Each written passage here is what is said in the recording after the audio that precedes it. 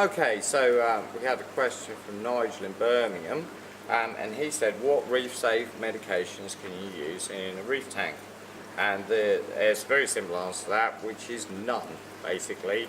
Any medications which are able to kill the parasites are also going to upset your corals quite considerably, possibly kill enemies, shrimps, crabs, and even if you haven't got a lot of mobile inverts in there, it could well kill, say, all your bristle worms, copepods, amphipods, and crash a system with a massive ammonia spike.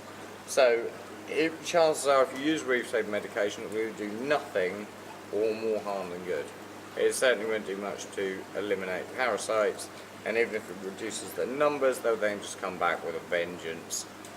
So that won't really work. The best way to sort out disease problems in a reef tank, by far, is not to put the disease in the first place. It's not like when people get ill, we often get bacteria or viruses, and you can't really eliminate them from the environment. So, but the infections in fish aren't really like that. There are some bacterial ones and fungal ones like fin rot and urinoma, but they don't really tend to be much of a problem in a clean tank.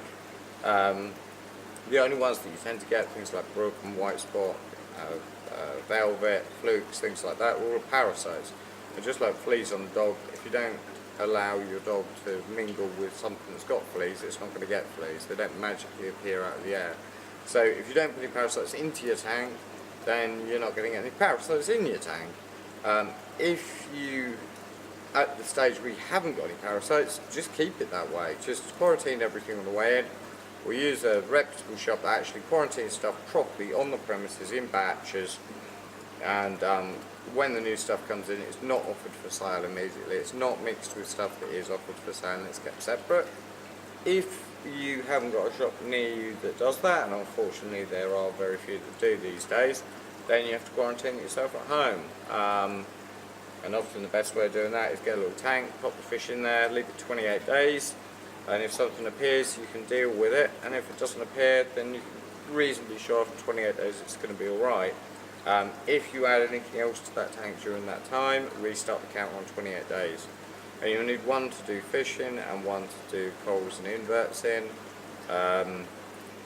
Even if you keep the temperature up sort of 28 to 30 degrees, that's a long enough fallow period to wipe out most fish diseases. So have a little coral tank, doesn't need to be very big, and then add all the new corals to that. And if you every time you add a new one, restart the 28-day counter. It's a bit of a nuisance doing that, but it's a lot easier to sort out a problem in a little tiny tank or lose one fish than it is to get the problem in your tank in the first place. If you have got the problem in your tank, then you are going to need to set up a decent sized quarantine, really at least minimum 100-200 litre tank, and quarantine everything proper and follow the main tank for 4 to 12 weeks depending on what infection it is.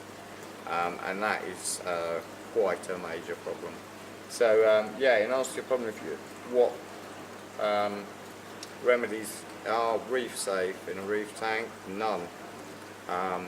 The best way to eliminate disease is just not put it in the first place.